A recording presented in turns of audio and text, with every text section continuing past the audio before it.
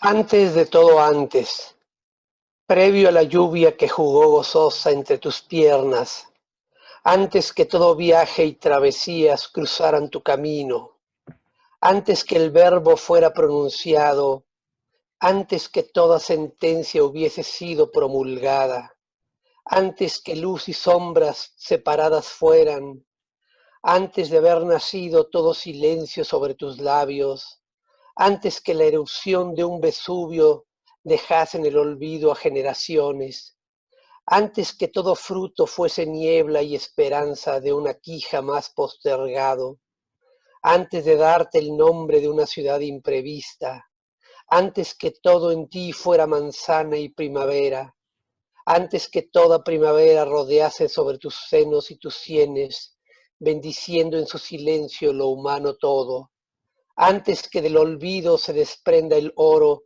que a toda empresa humana espera, antes que todo calle y sea noche y luna y precipicio, antes que ya no pueda más decirte casi en llanto, casi en canto, casi en palabra inmerecida, antes de yo saber algún saber prosaico, antes de todo nacimiento y religión, estaban ya tus ojos y tus labios mirando a todo en flor, antes de todo antes.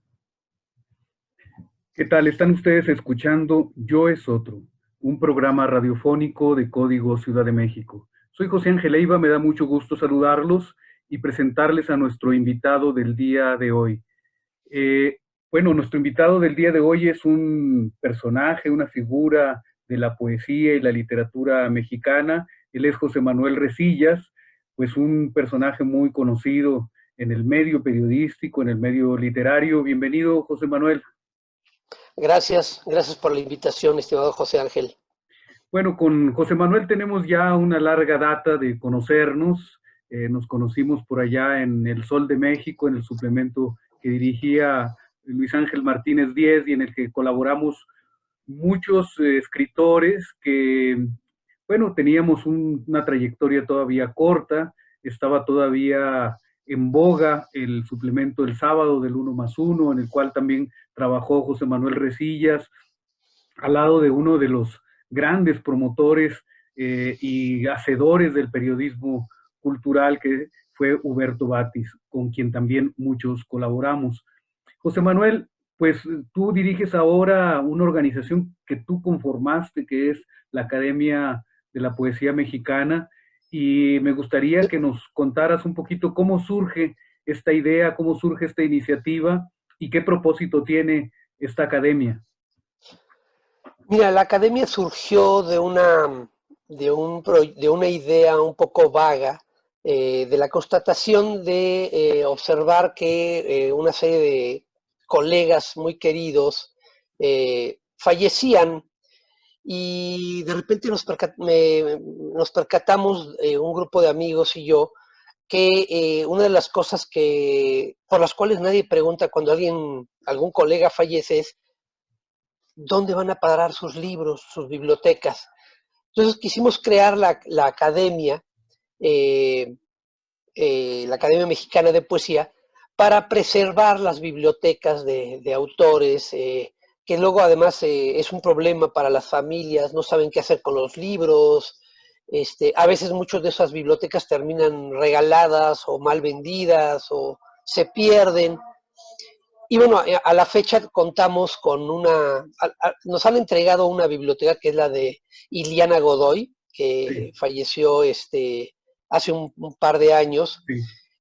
Nos donaron su biblioteca, son como 5,000 ejemplares que tenemos ahí guardados, y tenemos varios ofrecimientos de otros colegas que nos han, digamos, ofrecido, si no toda su biblioteca, sí al menos una parte. De hecho, yo tengo contemplado que en el momento en que tengamos una sede donde colocar esos libros, eh, porque sería la primera biblioteca, estaríamos creando la primera biblioteca de poesía en México, pues por supuesto yo donaría de manera inmediata mi propia biblioteca, o por lo menos una parte muy grande de ella, para que se forme parte del acervo de esta biblioteca. Y bueno, la idea surgió de un prólogo que hicieron Carlos López Beltrán y Pedro Serrano, en donde ellos hicieron una antología en Chile de poetas mexicanos, y en el prólogo de esa antología, una de las cosas que ellos lamentaban es que no hubiera una biblioteca de poesía en México. Entonces, de ese prólogo surgió la idea.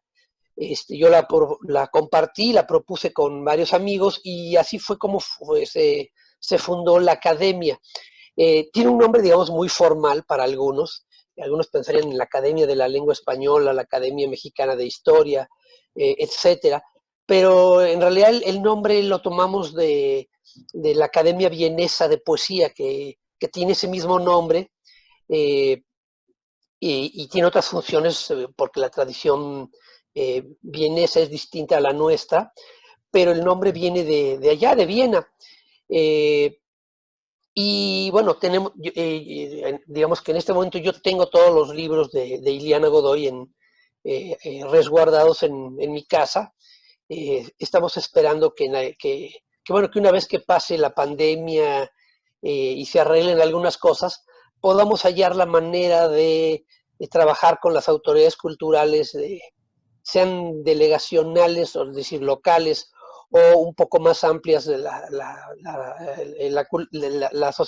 Secretaría de Cultura de la Ciudad de México, para poder hacer el espacio que requiere una biblioteca, porque la idea es también que a través de las bibliotecas, eso es algo que yo siempre, digamos, he señalado. Por ejemplo, la biblioteca no solamente son los libros físicamente, sino todo lo que el escritor marca o no marca en un libro, qué libros tiene, si esos libros influyeron en él, cómo influyeron, qué significa que haya ciertos libros y no otros. Yo creo que ese es un material muy interesante para investigadores literarios, y la idea de conservar las bibliotecas de nuestros autores, incluso si tuvieran volúmenes repetidos, que es algo que hacen casi todas las bibliotecas. Cuando hay libros repetidos se deshacen o no aceptan los que ya tienen.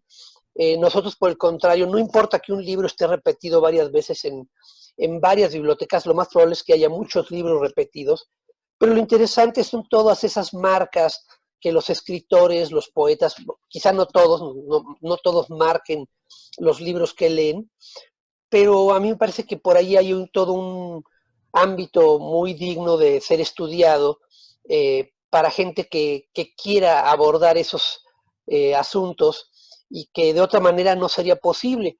Entonces, bueno, esperamos que en algún momento podamos darle la visibilidad a las bibliotecas de los autores que quieran donar sus bibliotecas.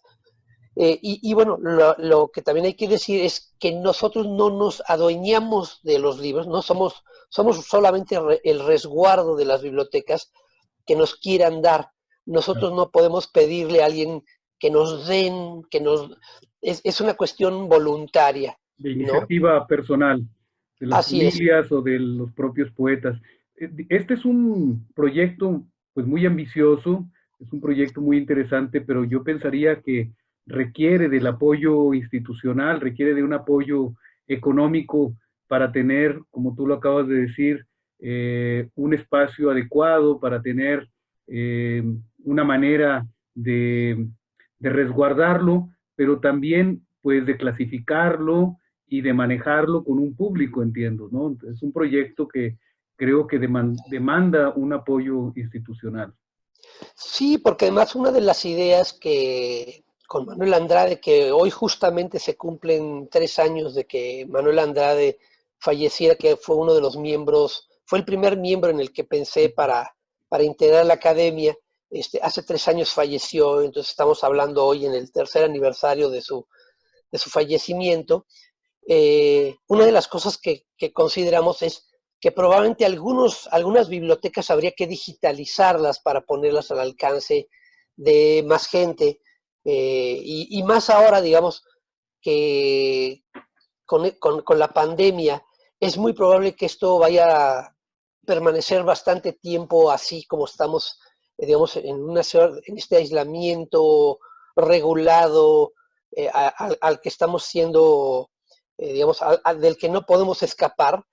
Y yo creo que con el tiempo sería necesario que algunas bibliotecas pudieran digitalizarse para que la gente, para que cualquier investigador no tuviera que hacer el viaje si está en Jalapa o si está en Durango o si está en Mérida o incluso fuera del país, no tuviera que venir directamente hasta la Ciudad de México, sino que pudiera consultarlos de manera virtual.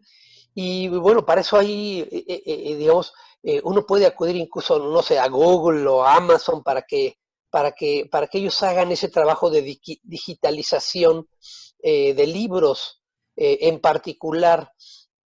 Entonces, bueno, es un proyecto, sí, es un proyecto que además esperamos que se quede después que ya no estemos los fundadores y los que formamos parte de este proyecto, que son, bueno, ahora solo somos 3 personas.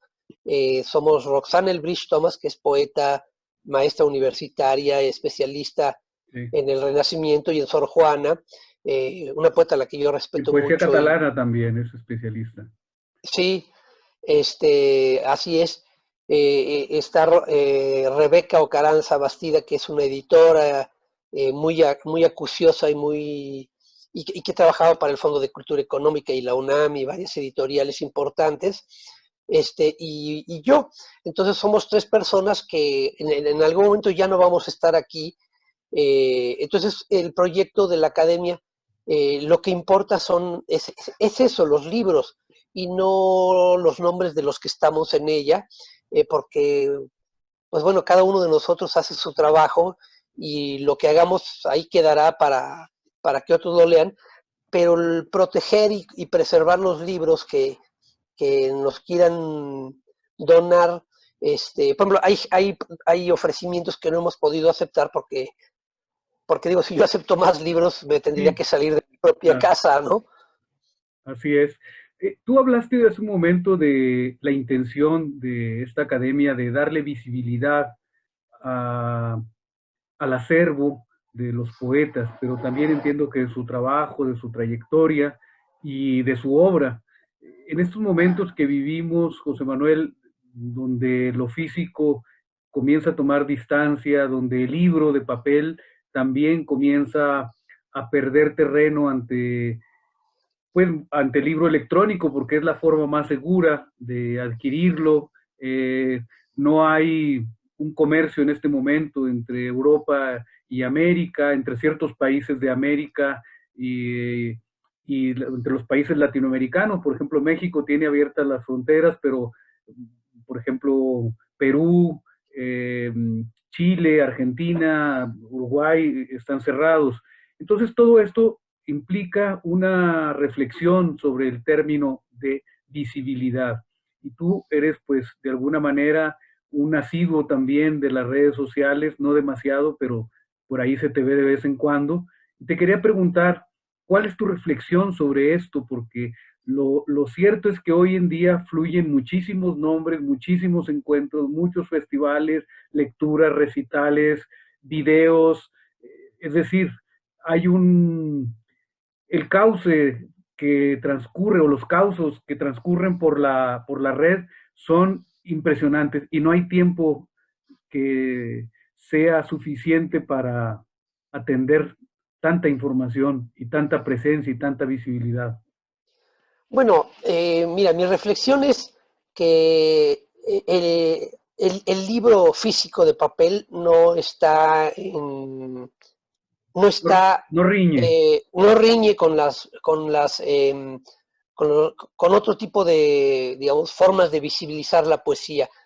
Si a mí me preguntan, yo te diría que para mí el único filtro real que hay para saber qué cosas valen la pena y qué cosas no, es justamente el libro de papel y no la publicación virtual electrónica, porque el problema de la publicación electrónica eh, y a veces incluso en ciertas publicaciones, cuando uno se autopublica, no voy a dar nombres para no ofender a nadie, Yo porque no pensé es que para mi... hacerles publicidad.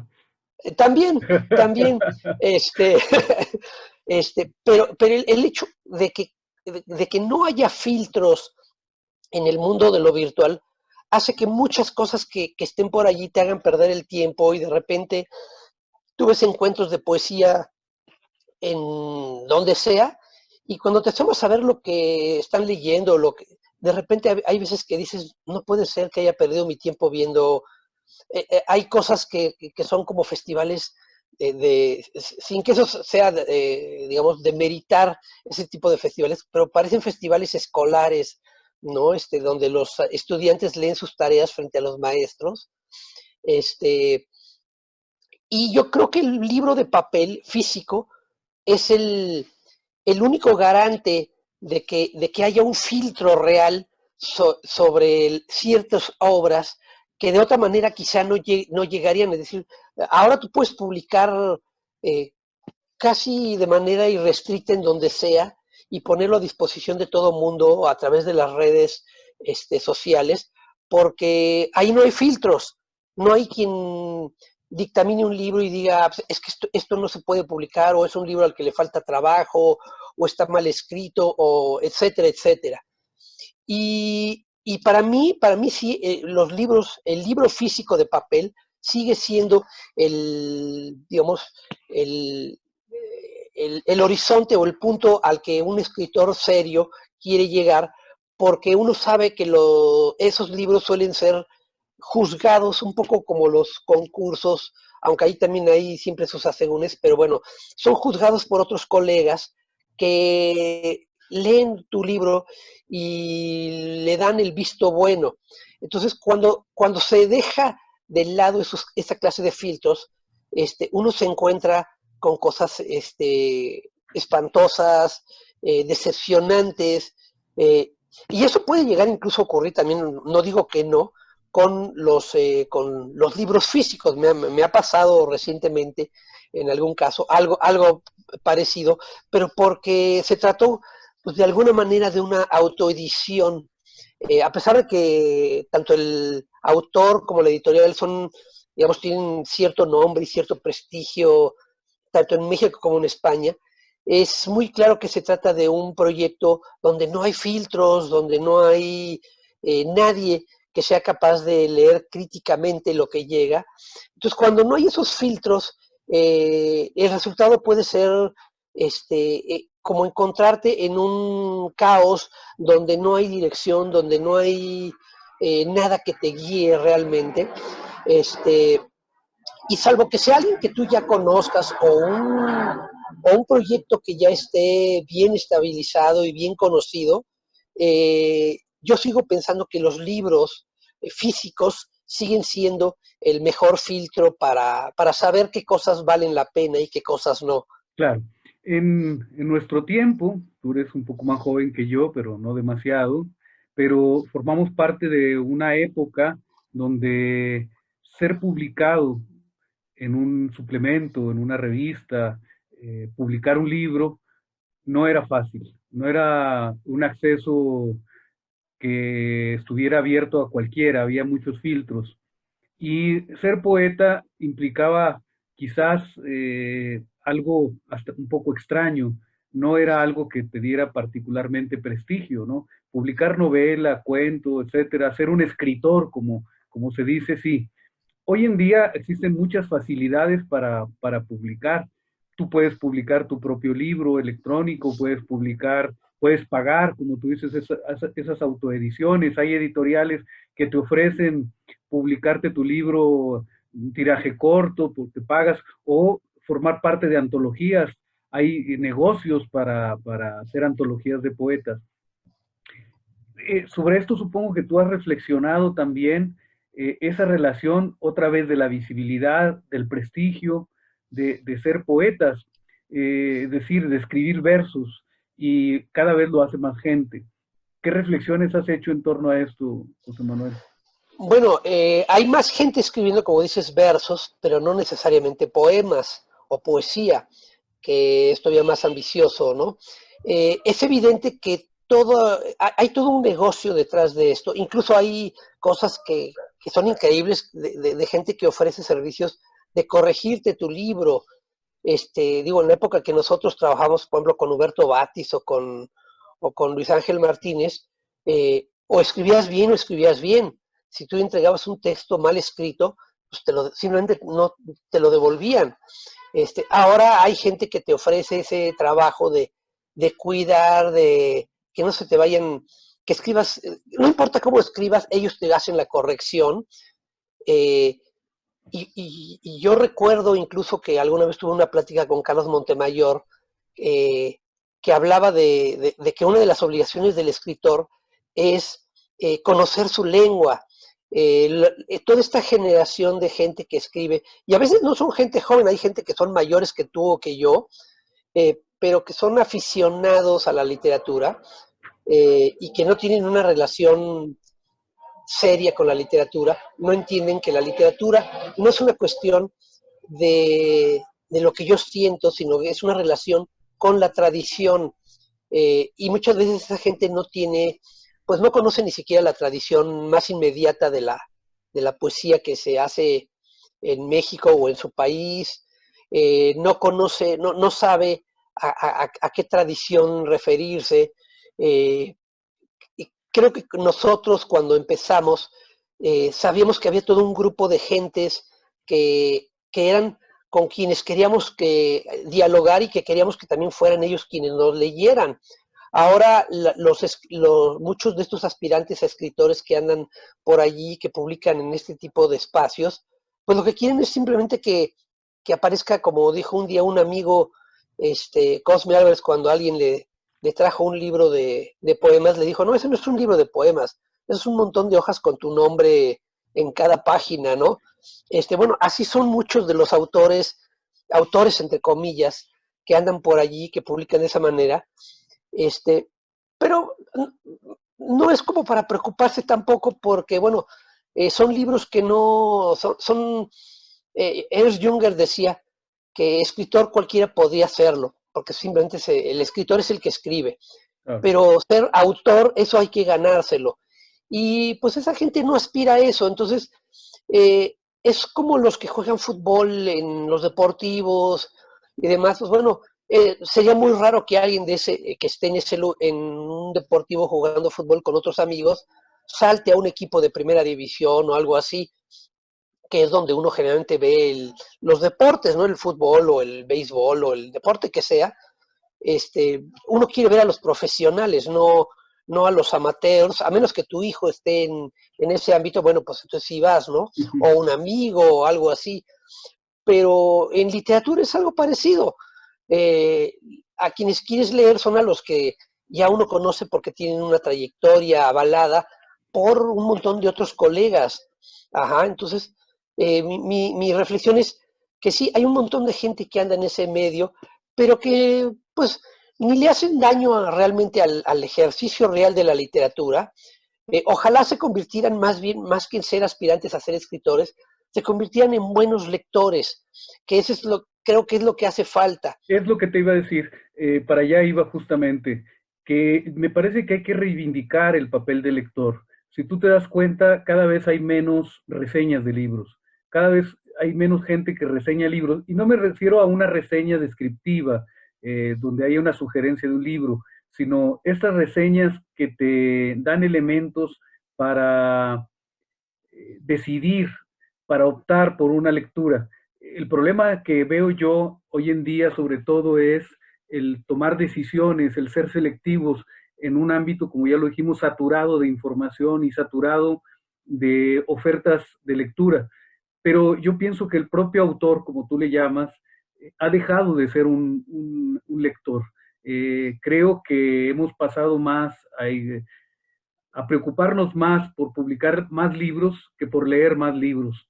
Esta, pues esta gestualidad que hicieron grandes autores como Jorge Luis Borges o José Emilio Pacheco, de decir que se jactaban por los libros, más por los libros que habían leído que por los libros que habían escrito, que lamentaban más los libros que no habían leído que los libros que no habían escrito. Me parece que es importante regresar también a la visibilidad del lector.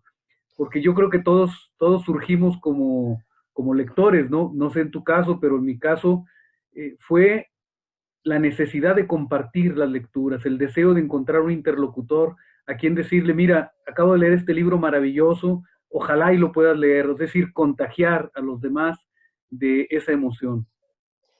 Mira, es que el problema es que todo esto es el resultado de una crisis, de esa crisis que empezó cuando nosotros comenzamos a escribir hace casi 3 décadas atrás, más o menos, a fines de los 80, principios de los 90, donde, como tú señalabas al principio, habían suplementos y revistas, pero fueron desapareciendo esos suplementos y revistas, y hoy solamente creo que hay 3 suplementos en la Ciudad de México, en periódicos digamos, de carácter nacional.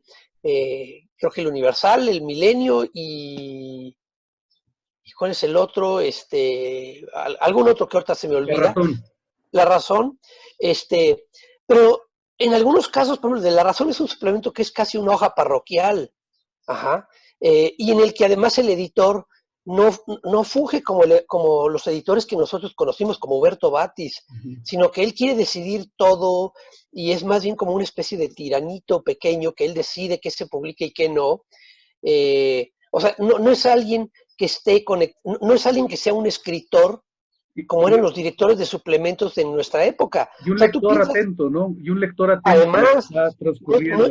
así es. O sea, cuando tú ves quiénes eran los directores de suplementos en nuestra época, eran Huberto Batis, eran José de la Colina, Luis Espota, gente importante Roger que Bartra. Roger Bartra, gente que uno respetaba y que uno leía porque sabía que eran, bueno, incluso José María Pérez, Chema Espinaza, por Sí, ejemplo, en como La no. Jornada, durante años fue el director del suplemento, y uno sabía que ellos eran colegas, no eran simplemente alguien que está allí porque pues, es un periodista. Ahora los propios directores de las secciones culturales pues no saben, a veces no conocen ni la O por lo redondo. Entonces, la crisis empezó primero por la desaparición de suplementos, luego la reaparición de algunos que no son suplementos dirigidos por escritores, por colegas que conozcamos, y eso afecta mucho, digamos, la credibilidad de un suplemento cuando el que dirige ese suplemento no es un colega, no es un escritor, no es alguien al que todos nosotros, digamos, es que me interesa ese suplemento porque porque es un lector atento, es decir, ¿me entiendes? Entonces, cuando ese filtro, que es el de otro colega, falla, pues todo lo demás se viene abajo. Y al desaparecer la mayoría de los suplementos, digo, cuando nosotros empezamos, eh, como le dije alguna vez a algún amigo, vivíamos en el paraíso y no lo sabíamos, porque nos quejábamos en aquel entonces de la cantidad de suplementos que había que leer, Claro. porque además todos estaban dirigidos por escritores. Todos los suplementos de aquel entonces, de hace 30 años, estaban dirigidos por otros colegas, por otros escritores que tenían obra, que eran conocidos, que eran maestros universitarios. Ahora la mayoría de los suplementos pues están dirigidos por gente que conocemos, pero que no tienen ese respaldo de obra que tenían los viejos suplementos. Y, y ahora lo que vemos es un páramo espantoso y no hay espacios para la crítica porque pues los propios periódicos no les interesa ya la cultura. Supongo que en aquella época incluso un periódico como El Sol de México consideraba que era valioso tener un espacio dedicado a la cultura, eh, en el que había un grupo de escritores que nos reuníamos en la Gandhi a Bueno, discutir. hasta el Financiero llegó a tener su suplemento cultural, Sí, sí, sí. Incluso el Ovaciones. su El sección Ovaciones tuvo un cultural. suplemento. Claro. El Ovaciones, que era un periódico de deportes, llegó a tener un suplemento cultural. Ahora, uno anhelaría que hubiera la mitad de los suplementos que había en aquella época, porque además en aquella época había que leer Vuelta, había que leer, además había una cantidad enorme de revistas literarias. Ahora no hay prácticamente revistas literarias. Entonces, sí y muchos de los intelectuales que en aquel entonces estaban en otras revistas, abandonaron la cultura. abandonaron la cultura y nunca fueron además grandes lectores. Digamos, por ejemplo, Enrique Krause nunca fue un lector de literario que, digamos, que uno dijera, no es lo mismo que Octavio Paz. Decir, Vuelta era una delicia leerla, porque más allá de las ideas políticas de Paz, literariamente era impecable. O Claro. sea, sus textos literarios eran de primerísima calidad. En cambio, Sí, tú lees los textos literarios que ahora tiene Letras Libres y avergonzarían a Octavio Paz. Esa claro. es la verdad. Sí, porque siguen con una intención que perdió la sustancia, ¿no? Yo creo que ese sentido polémico que tenía Vuelta y que leíamos Vuelta era porque traía nuevas ideas.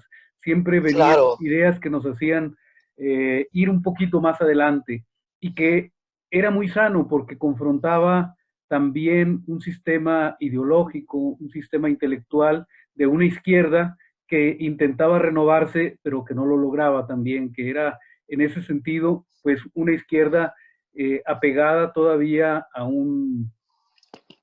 pues a un concepto muy rígido de la cultura y del pensamiento, ¿no? Entonces, incluso pues funcionó mucho esta idea de corrientes del pensamiento, corrientes que chocaban, que se unían, que se desbordaban unas a otras, pero que era una dinámica muy interesante sobre la propia escritura, donde se anunciaban fines de la novela, el fin de la literatura, el fin de la historia, en fin, muchas cosas que quizás no tuvieron lugar o quizás sí lo tuvieron, pero era una propuesta de paradigmas. Y lo que dices tú hoy, creo que no hay esa misma riqueza cuando la realidad me parece que nos ha desbordado y que va a una velocidad mucho más rápida, a una velocidad mucho más grande que la que logramos nosotros observando esa realidad. así es, así es. Sí, sí, totalmente estoy de acuerdo contigo. Además, Octavio Paz era un generador de ideas, era alguien que te estimulaba a, a leerlo, a escucharlo, eh, a dialogar con él, a querer hablar con él. Algo que no ocurre con las revistas actuales, que quién quiere hablar con los que dirigen las revistas de este tipo que hay ahora, que son hijas o herederas de aquella época, pero que ya no tienen ese impulso, que no, que, porque además, bueno, digamos, hablando en términos burdianos, el capital simbólico no se puede transferir, no te lo puedes apropiar, ¿no? El capital simbólico de Paz se quedó con Paz y murió y por eso la revista desapareció. Bueno, es Eh, capaz, lo impulsaba la curiosidad, ¿no?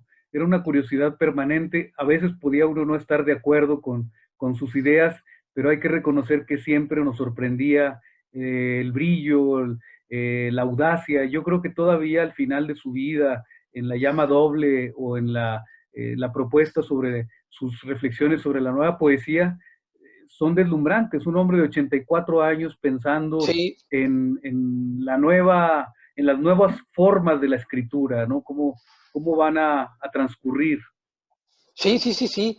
Entonces, era alguien que siempre estaba en ese constante aportarte ideas. Era un hombre con una cultura universal, con una enorme capacidad de diálogo, y era alguien que además sabía escuchar, eh, y pedía lo mismo decir, él te escuchaba. José Emilio Pacheco es otro ejemplo, que yo creo que es todavía más asombroso el de Pacheco, porque ese sí me tocó, digamos, vivirlo directamente, pero vamos, vienen de ese mundo en el que el diálogo era lo fundamental, ¿no? Esa idea se ha perdido en la actualidad por un inmediatismo a veces pues muy lamentable, que ha terminado por permear también una parte muy fuerte de la creación literaria, ¿no? Claro. Bueno, pues yo creo que hay que empezar a releer a Octavio Paz o a leer los que no lo han leído, pero que forman parte del ejército de detractores de Octavio Paz cuando realmente parten de prejuicios más que de lecturas apropiadas, de lecturas legítimas. Yo creo que Octavio Paz nos enseñó muchas cosas y hay que leerlo desde esa perspectiva, hay que Por hablar de supuesto. él desde la perspectiva de los lectores y no de los ideólogos. Creo que se ha querido confrontar desde hace mucho tiempo en antípodas a Octavio Paz y a José Revueltas, pero si nosotros leemos lo que escribe José Revueltas de Octavio Paz y lo que escribe Octavio Paz de José Revueltas, vamos a encontrar vasos comunicantes, vamos a encontrar pensamientos que se hermanan sobre todo en la búsqueda y que Ujú. evidentemente tienen diferencias en su manera de ver el mundo y su manera de advertirlo, pero la parte final del propio José Revueltas, por eso es que era tantas veces expulsado de las organizaciones de izquierda y del Partido Comunista, ¿no? Porque era un hombre crítico. Y porque más allá porque si ellos solo hubieran sido opinadores como muchos de los que andan por ahí hoy en nuestros días, que está lleno de opinadores, si nada más fueran eso, pues no valdría un cacahuate sus opiniones. Eran escritores ante todo y dejaron una obra de una enorme solidez y de una enorme importancia. Y es una mezquindad que se les quiere reducir al ámbito menos importante, al más, digamos, al más inmediato, eh, que es el de la opinión política. La opinión política siempre está limitada por lo inmediato, no puede tener una visión de largo plazo o de permanencia, porque la política es lo menos permanente que hay. El ejercicio de la política es lo que se necesita en el momento. Entonces, si Paz y Revueltas no hubieran escrito no nos hubieran legado las obras que nos legaron, a nadie le importaría lo que hubieran opinado, fuera en un sentido o en otro en su época, a nadie nos importaría ahorita, los Claro, habríamos olvidado.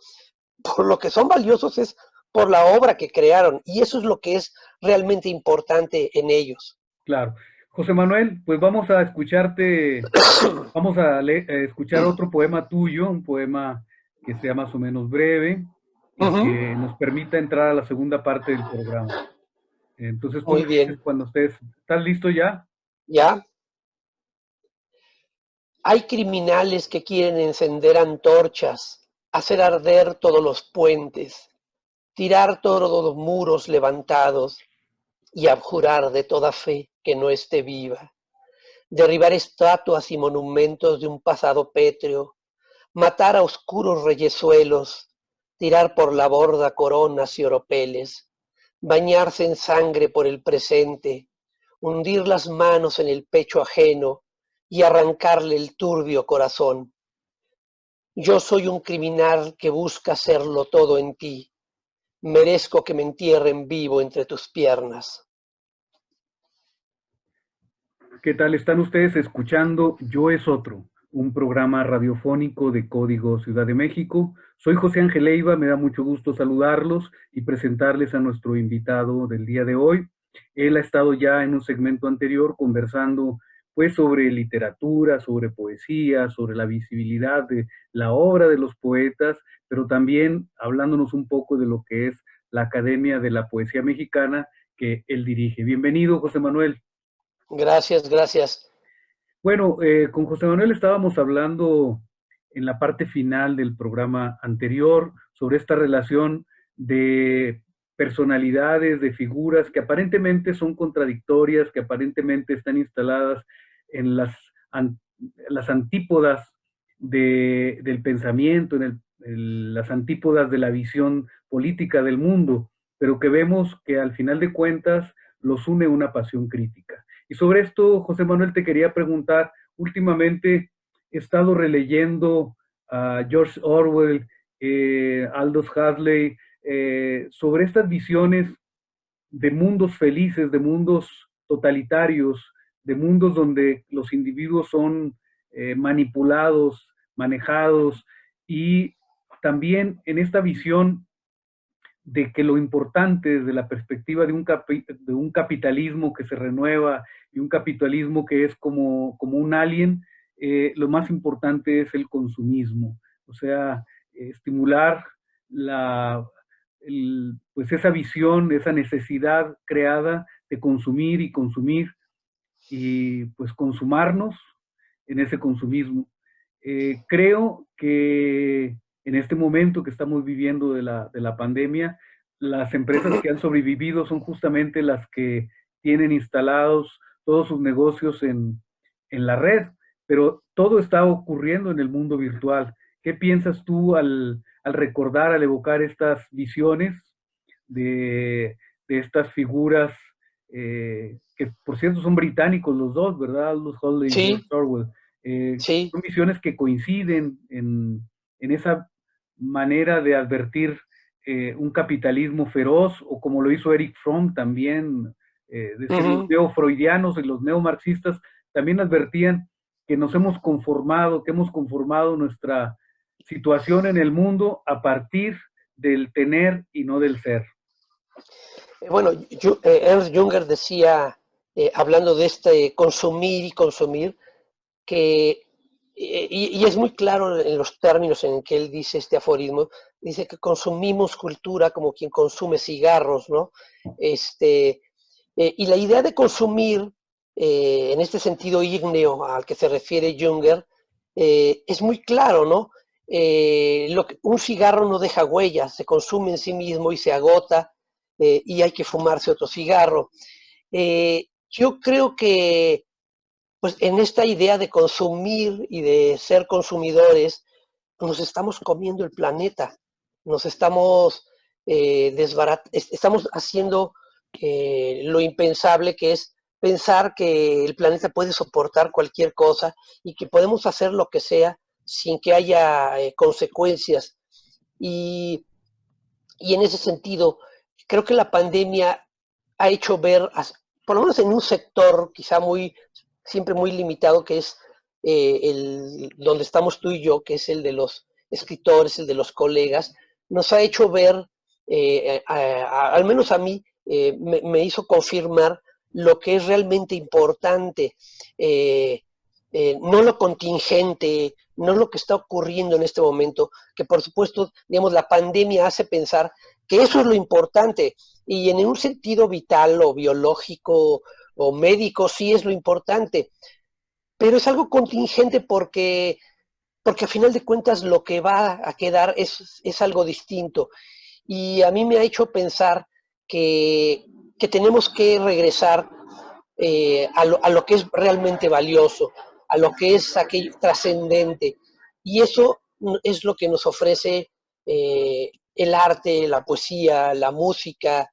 Yo me imagino que hay mucha gente que sin darse cuenta regresa sobre todo a la música, por ejemplo, ¿no? Hay una cantidad enorme de videos de gente dando conciertos de todo tipo, desde música electrónica de DJs hasta orquestas. Hay esfuerzos muy notables.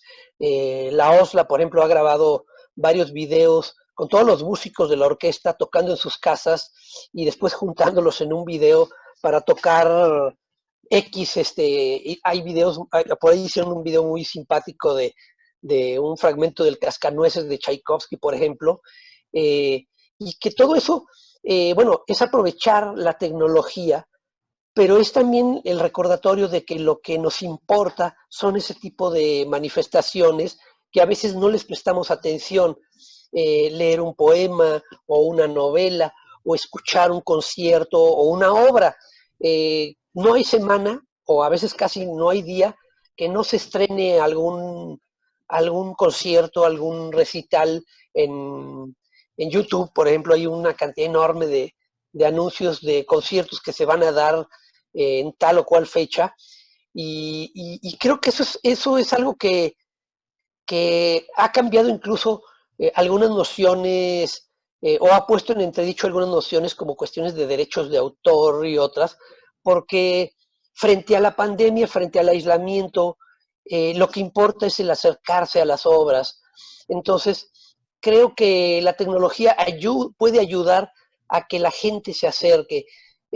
Por ejemplo, cuando empezó la pandemia, en lo más pesado, en lo más fuerte de la pandemia, ya por marzo, más o menos, Uh -huh. que fue cuando empezó, al menos aquí en México, el Teatro Colón de Argentina hizo una función virtual del Cascanueces, no, del Lago de los Cisnes de Tchaikovsky, y el DJ también argentino, Hernán Cataño, dio un concierto virtual también. Y una de las cosas que sorprendió a la prensa en Argentina fue la respuesta del público. entre ambos eventos, para dos tipos de públicos completamente distintos, la cantidad de gente que vio ambos eventos en línea fue una cosa asombrosa. Para el Lago de los Cisnes hubo como casi 100, en ambos casos hubo casi 100,000 gentes en vivo viendo un evento que de otra manera, por ejemplo, en donde usualmente se presentan cada uno de estos eventos, pues en uno habrían habido tal vez 4,000 personas y en el otro 1,500 o 2,000. Entonces, también la pandemia hizo ver otras formas de hacer llegar el arte, las distintas manifestaciones del arte a distintos públicos. Y creo que en México en ese sentido sí nos hemos quedado un poco atrás, porque, porque en México siempre hemos sido un poco más eh, cautelosos o temerosos del mundo virtual. Pero sí me parece que lo que es importante es, no es, porque el mundo virtual es como, digamos, la forma en que las cosas llegan a la gente. Lo importante es qué hay detrás de eso, es decir, la obra. A mí me gustaría que se pudieran hacer, por ejemplo, que hubieran videos de un poeta leyendo un libro entero y no solamente videitos cortos de 2 o 3 minutos, porque además todo el mundo dice, es que nadie va a ver un video largo. No lo sabemos, no lo sabemos. Yo creo que deberíamos empezar a apostar por hacer eso, hacer lecturas más largas, ofrecerle a la gente la posibilidad de que digan, wow, no sabía que se podía escribir poemas tan largos, o no sabía que se podía hacer esto o hacer lo otro. Eh, Creo que eso es lo importante, aprovechar las nuevas tecnologías y no, porque siempre pensamos, es que la gente no se va a acercar. Yo creo que sí, porque cuando hay opciones, la gente las va a tomar. Ahí tocas un tema muy interesante, que ha sido la visión de la cultura en México, que se ha impuesto desde una visión muy televisa, muy TV Azteca, es decir, una televisión y una cultura que tiene más como propósito el, el divertir, el entretener a la gente, más que en ofrecerle algo para cultivarse. Es decir, la cultura tiene que ver con el cultivo, pero aquí más bien es que hemos hecho una cultura para el no pensar, una cultura para combatir el supuesto aburrimiento. Y a la verdadera cultura se le ha consignado al espacio del tedio y del aburrimiento. La gente piensa que ver una obra de teatro directa, una obra de teatro experimental es aburrido. Leer una novela que no hable de asesinatos, de muerte, de acciones, aburrido. Leer poemas es aburrido. Escuchar música clásica es aburrido. Es decir, cómo revertir esta visión del aburrimiento por una visión nutricia de la cultura. Es decir, que además de pasar un buen momento, de no matar el tiempo, porque hay también esta rivalidad, ¿no? La gente busca literalmente matar el tiempo y la cultura busca darnos tiempo. La cultura Claro, está es lo todo lo contrario. contrario. Sí, sí, sí, sí. Mira, la otra cosa que también uno ve, que las redes sociales han terminado por afectar incluso el ámbito del mercado literario, porque las editoriales ya no quieren publicar libros ambiciosos, ¿no? Hay editoriales que de plano te dicen, si tu libro no tiene 70 páginas, ni siquiera nos lo mandes. Entonces, de repente, a veces hasta los premios literarios, terminan reduciendo eh, el espacio para el libro, y entonces tenemos digamos, una opción eh, pues muy limitada en el que a veces ciertas cosas ya no tienen cabida. Pero bueno, yo creo que siempre va a haber escritores, con todo y que el mercado es el que manda, siempre va a haber escritores que Asuman un riesgo. asumen un riesgo, porque si no fuera así, pues no tendríamos el Pedro Páramo de Juan Rulfo, no tendríamos Noticias del Imperio de no tendríamos El Laberinto de la Soledad, no tendríamos, en fin, muchas de las grandes obras maestras del siglo XX no existirían si los escritores no hubieran desafiado las reglas establecidas del mercado. Claro, creo que se escuchó algo por ahí raro, ¿no? Pero Sí, un eco se metió en los extraterrestres. sí. Nos están oyendo. Me acuerdo mucho de un texto que tú escribiste cuando yo trabajaba en la Fundación Rosenbluth, que nos entregaste sobre el fenómeno de Ekelon, este Sí, programa para controlar la información, ¿verdad? Y que de alguna manera, pues era un proyecto para controlar. ¿Qué ha pasado con ese proyecto? Te lo pregunto porque creo en gran medida también que la cultura atiende a todo este tipo de iniciativas, de ver pues qué es lo que a la gente le gusta, qué es lo que más la gente busca en el ámbito de la cultura, a qué le está dando seguimiento. Y creo que este tipo de programas también tienen como propósito el uniformarnos.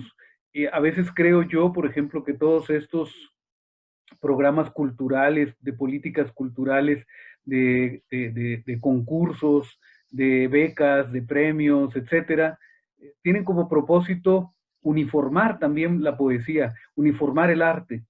sí, Entonces, crear lo que se llamó en el siglo XVIII y XIX el sentido común, pero no el sentido común como lo entendemos nosotros, que es esa perspicacia, su suspicacia para saber qué es lo que es correcto, sino aquí en este caso es lo que le gusta a la mayoría, que es lo que hay que producir porque es lo que más se va a vender. claro, sí, sí, sí, por supuesto. Sí, hay tristemente una uniformidad, pero creo que eso ya se venía dando digamos, quizá ahora se han vuelto más evidente, pero yo recuerdo que eso ya empezaba a suceder cuando nosotros empezamos. Yo me acuerdo que leía muchos libros de gente que empezaba, y para bien o para mal, depende de cómo uno lo quiera ver, pero para bien o para mal, muchos de esos libros y de esos autores o de esos escritores, porque no diría que son autores, pero muchos de ellos pues simplemente se perdieron en la vorágine del momento, y a final de cuentas lo que vale la pena termina por emerger y por llegar a sus lectores. Recientemente fui jurado del premio de traducción Margarita Michelena 2020, y tuvimos la fortuna los jurados, que fuimos Blanca Luz Pulido y Silvia Prats, de encontrarnos con una novela que, bueno, por lo menos para mí era legendaria, que es El hacha de Wandsbek, de un escritor alemán de la Alemania, de la República Alemana del Este, Arnold Zweig, que era una novela legendaria que solamente se conocía porque creo que había una traducción en inglés, pero era una novela que nadie había visto, y nos dio mucho gusto descubrir que la tradujo una traductora mexicana, Claudia Cabrera, a quien no conozco, pero es una novela que permaneció durante años olvidada, es una de las obras maestras de la literatura alemana del siglo XX, que quedó olvidada porque pues, fue escrita en la Alemania federal, la Alemania del Este, eh, y bueno, ahora acaba de ser recuperada. Es una novela de 800 páginas, ya editada.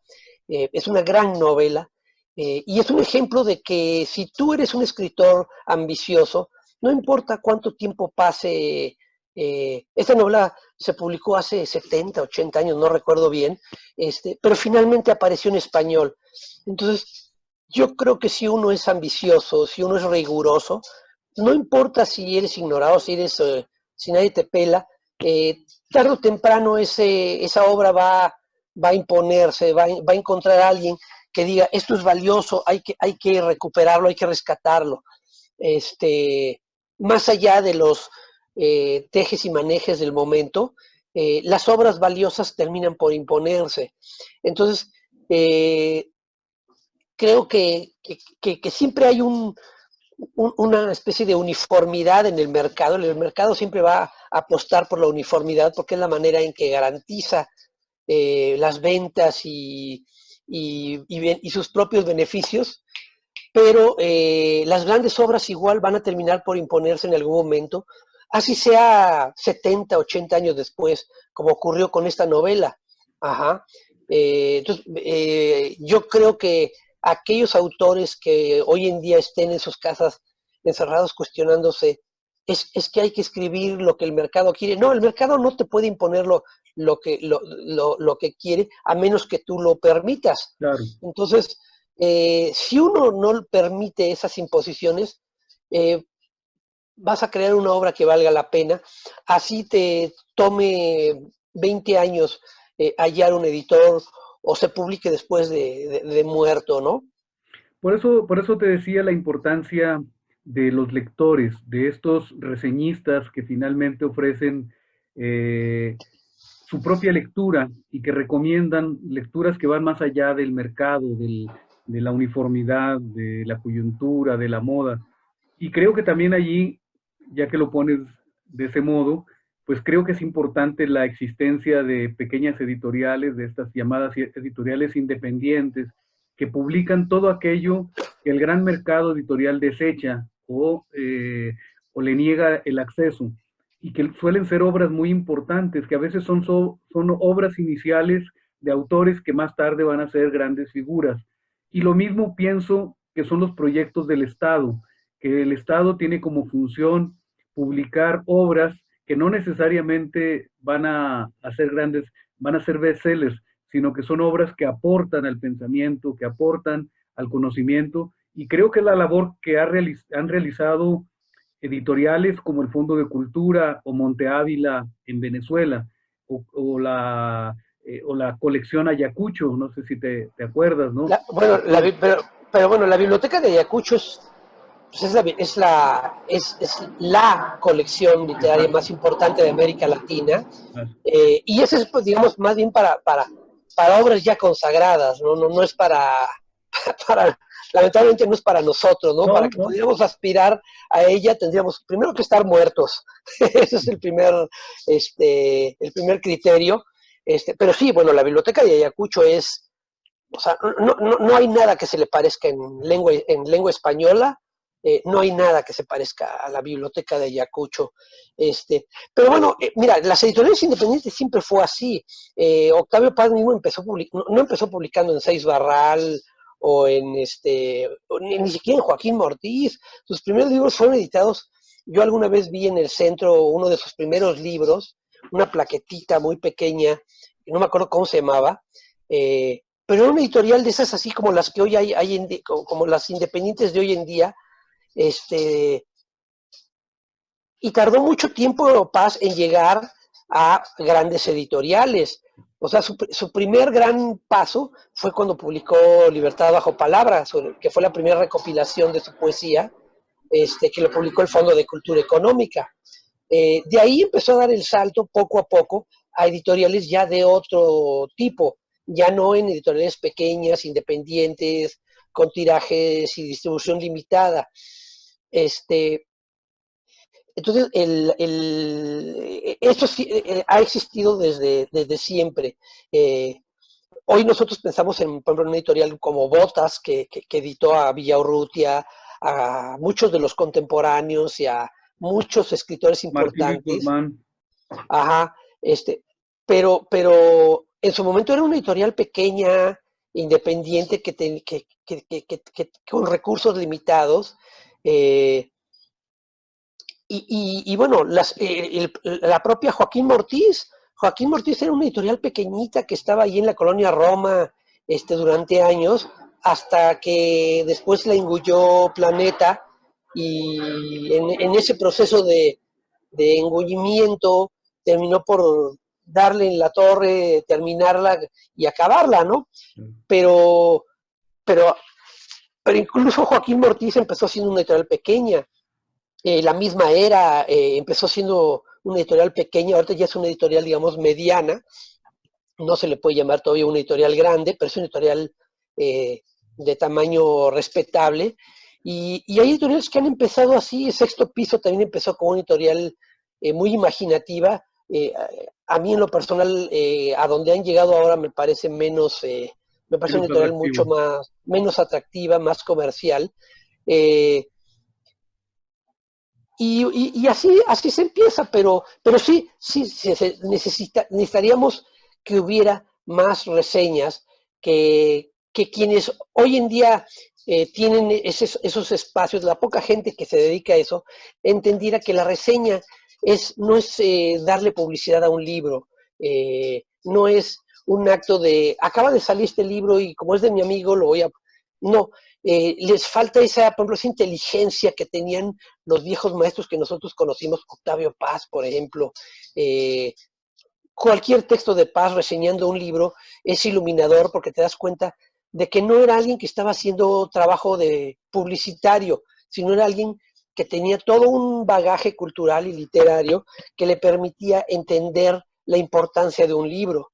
Eso hace falta hoy en día, que haya verdaderos lectores entre los que hacen reseñas y que no se convierta en un asunto de grupos o de escuelas o lo que sea, ¿no? Eso que tocas también era parte de lo que te quería preguntar tu opinión. Hablando del prestigio, hablando del éxito que se ha apoderado mucho de nuestras sociedades y que hemos visto grupos en disputa por el poder, sobre todo después de la muerte de Octavio Paz, surgen grupos que quieren tener el control de la cultura, que quieren tener el control de estos parámetros pues que sirven para ponderar, para pontificar y decir estos son los mejores poetas, aquellos no son, estos no existen, etcétera. Pero siempre han existido las capillas, siempre han existido las mafias. Hoy creo que tienen otro método, utilizan otros recursos, pero sigue siendo, me parece algo muy claro, ¿no? Y esto tiene que ver con lo que tú dices, pues con dos cuestiones. Por un lado, el apoderarse de los medios que hacen visibles, del supuesto prestigio, de los premios, de las becas y también del poder, es decir, obtener recursos para poder tener editoriales, revistas, etcétera. Sí. Ahora, el problema es que los grupos de ahora eh, quieren imitar lo que hacían, digamos, los grupos anteriores, las capillas como se les conocen. El nombre de mafia viene de aquel famoso libro de Luis Guillermo Piazza que se llamaba así La Mafia, que era una novela que publicó Joaquín Mortiz. Yo creo que por ahí todavía tengo la primera edición. Era un libro, si mal no recuerdo, era de color rosa, una foto en blanco y negro, pero con un filtro rosa o algo así. Eh, pero cuando tú ves los nombres de esos, digamos, mafiosos, entre comillas, de aquella época, y los comparas con los de ahora, dices, bueno, o sea, los de aquellos eran, o sea, para empezar, tenían ya una obra que los respaldaba. Alguien puede decir, es que Octavio Paz era un mafioso. Sí, pero ve la obra que tenía. Es decir, estos nuevos mafiosos de nuestra época empiezan al revés. Eh, Dicen, yo quiero ser como ellos. Bueno, primero empieza por crear una obra que respalde y sustente tus opiniones. Pero no, ellos creen que con agruparse ya con eso están del otro lado. Entonces el resultado es que tenemos mafiosos que no tienen que tienen el poder, pero no tienen un soporte real y por eso mucha gente no los toma en serio, no los toma en serio porque no tienen una obra que los respalde. Cuando tú ves, no sé, por ejemplo, a Juan García Ponce, a José Emilio Pacheco, a Octavio Paz, el mismo Octavio Paz, en el área de la literatura, pero incluso en el caso de autores de la pintura como José Luis Cuevas, tenían una obra que los respaldaba. Ajá. En cambio, estos nuevos mafiosos de ahora, pues son más bien pues como pequeños peleoneros de esquina que quieren sentirse como capos de una familia, y pues no saben, no conocen la ONI por lo redondo. Entonces, bueno, es una tristeza que además Incluso Octavio Paz, con todo y lo que uno le pueda reprochar de, digamos, que era un mafioso, si lo queremos llamar así, era un hombre generoso con la literatura. Era alguien que era capaz de escribir una reseña y un ensayo sobre Jaime Sabines, por ejemplo, que era un poeta totalmente opuesto a él, y que incluso en aquel famoso poema sobre la pinche piedra, hace una burla, una sátira del propio Octavio Paz y de su poema Piedra de Sol, por eso se llama, hace la referencia a la piedra, ¿no? Este, Octavio Paz fue capaz de escribir una reseña generosa hacia la poesía de Sabines. Estos nuevos mafiosos no son capaces de eso, porque para eso se requiere una cultura, una lectura, una formación más amplia que ellos no tienen. Muy bien. Entonces yo por ahí... José Manuel, bueno, ya para concluir, te quería preguntar, ¿en qué estás trabajando? ¿Siempre tienes libros en reserva para publicar? ¿Y qué estás haciendo en el campo de la escritura, de la creatividad? Mira, ahorita estoy en un proyecto muy ambicioso sobre el genio en la literatura y en el arte en general. Entonces es una trilogía de ensayos sobre el genio. El tercero de esos ensayos, muy extenso cada libro, es sobre el genio en la poesía mexicana. Y mi idea en ese ensayo no es hablar, digamos, del genio de poetas ya consagrados, sino de poetas que algunos de nosotros conocimos o conocemos, que andan, alguno de ellos todavía anda por allí vivo, los otros dos que yo elegí ya fallecieron, pero es un tema polémico porque bueno, una cosa que descubrí es que cuando tú hablas del genio en México y en casi toda Hispanoamérica, los escritores inmediatamente refunfuñan, eh, porque hay además un concepto equivocado de qué es el genio, y mucha gente piensa que cuando tú dices que alguien es un genio, es como si hablaras de que alguien es un superhéroe, ¿no? Que tiene un poder especial y que se le va a notar, pero es como el genio es como tener diabetes, o sea, a menos que se ponga muy grave, no, tú no notas que alguien, o sea, tú no ves en la persona que tenga diabetes. Ajá. Entonces, este trabajo súper ambicioso significó leer e investigar muchas cosas porque hay tres tipos de genios. El genio melancólico, el genio platónico y el genio, digamos, que algunos griegos llamaban el natural o innato. Bueno, y te Eh, faltó el mal genio. el genio El temperamental, genio temperamental. mal genio, ese también, ese va a ser el cuarto tomo, el del No, mal genio. eso está lleno, ¿no? Eso está lleno de... Y De bueno, más geniosos. Pero sí, es interesante porque sí, una cosa es el ingenio y otra cosa es el genio, ¿no? así Eh, es. Y, hay y, y, poetas ingeniosos, artistas ingeniosos, pero no geniales. Sí, entonces, bueno, lo que quiero hacer con este gran proyecto, que es un proyecto de un muy extenso y muy ambicioso y de largo alcance, es otorgarle a los colegas las herramientas, digamos, de juicio para que ellos mismos, porque además la otra cosa es que a veces sí hay quienes dicen en serio que tal o cual escritor es un genio, pero te lo dicen siempre, digamos, de manera privada y te piden, no vayas a decir que yo dije esto, porque piensan que si tú dices que alguien es un genio, inmediatamente van a decir, este está loco o algo quiere o lo que sea. Entonces, cuando tú dices que alguien es un genio, generas en los demás la sensación de, este está loco. ¿Cómo puedes decir? Es decir, es más fácil que digamos que Cristiano Ronaldo o Messi son genios a que tú digas que un escritor es un genio. Ajá. O que un artista es un genio. Entonces, lo que yo quiero hacer con este libro, con este gran proyecto, que es un proyecto que no se parece a nada que se haya escrito en México, ni por su extensión, ni por su alcance, ni por su ambición, es otorgarnos a todos nosotros herramientas para poder sustentar eh, el decir que alguien es un genio. Y te puedo decir que además es una cuestión que no es que no es objetiva estrictamente en un sentido científico,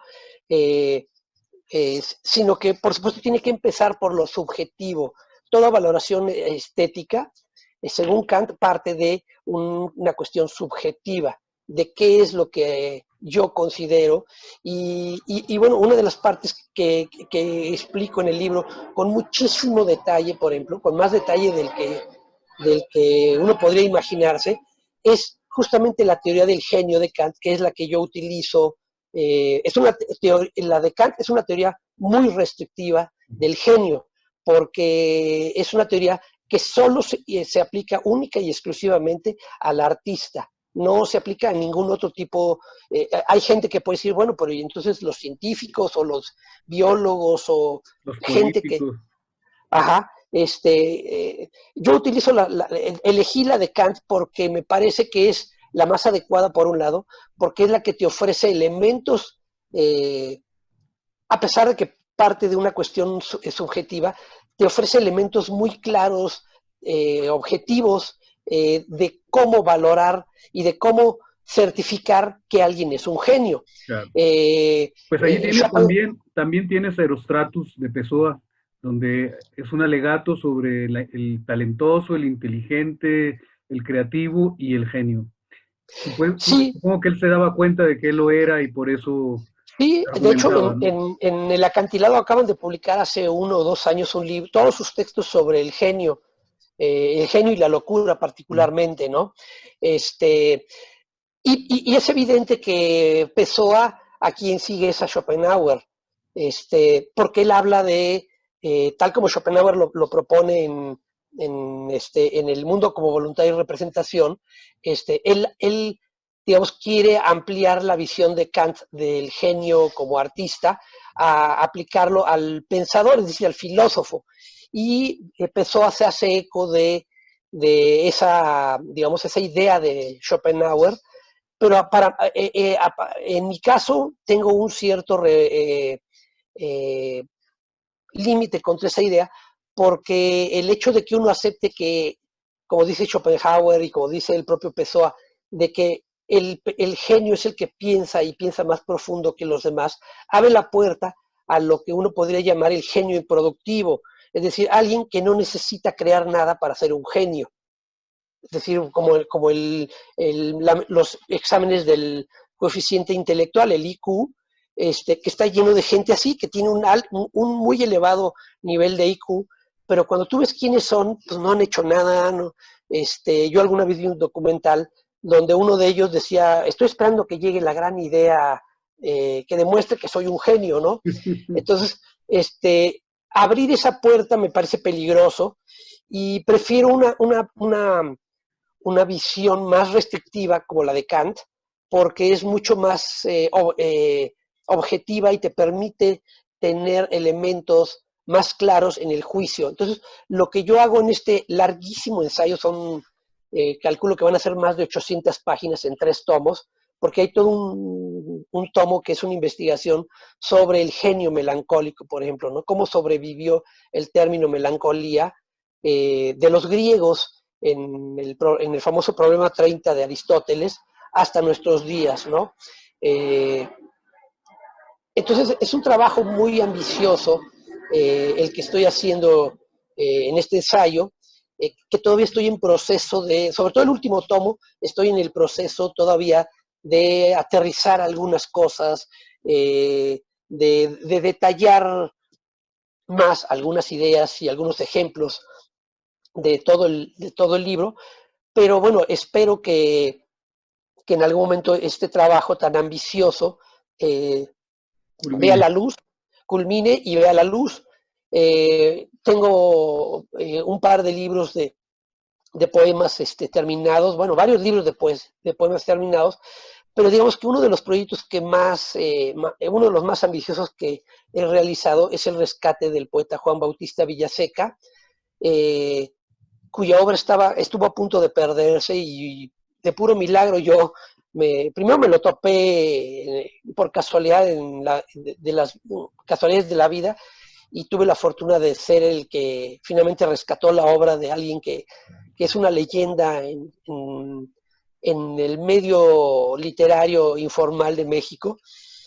Y espero que en algún momento encuentre un editor para la obra de él, que son casi también, es algo asombroso porque Roberto López Moreno, que fue el último de sus amigos, ni siquiera él conoce la obra de Villaseca y son casi 800 páginas de poesía, de una poesía impresionantemente buena, muy notable, con también sus asegúnes, pero que creo que merece tener, llegar a sus lectores, ¿no? Entonces, bueno, ese es quizá el proyecto más ambicioso y al que más espero poder hallar una salida. Bueno, José Manuel, pues te deseamos mucha suerte, que llegues al final de este proyecto que suena muy atractivo, muy ambicioso, pero pues suculento también, y que tus otros proyectos también aparezcan ya, que encuentren a esos editores. Te agradecemos mucho tu tiempo, el habernos brindado esta oportunidad de conversar contigo. No, gracias a ti, como siempre es un placer conversar contigo y pues un abrazo a todos a la gente que nos ve y nos oye y esperemos que no sea la última vez. Bueno, pues muchas gracias, José Manuel. Nos vemos en la próxima. Hasta luego.